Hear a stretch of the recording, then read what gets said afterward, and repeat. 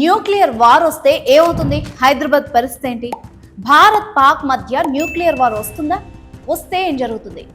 ఏ ఏ నగరాల మీద దీని ఎఫెక్ట్ ఉంటుంది? ఎంత నష్టం జరుగుతుంది? ఎవరి సామర్థ్యం ఎంత అన్న భయాలు, క్వశ్చన్స్, డిస్కషన్స్ ఇప్పుడు పట్టుకున్నాయి. భారత్ దగ్గర 180 న్యూక్లియర్ వార్ హెడ్స్ ఉంటే పాకిస్తాన్ దగ్గర 170 వరకు ఉన్నాయి. ఇవి ఉపయోగించాలనుకుంటే గనక ఢిల్లీ, బెంగళూరు, ముంబై, హైదరాబాద్ లాంటి మెయిన్ సిటీస్ మీదే ప్రయోగిస్తారు. అలాగే కరాచీ, లాహోర్ మీద ప్రయోగిస్తారు.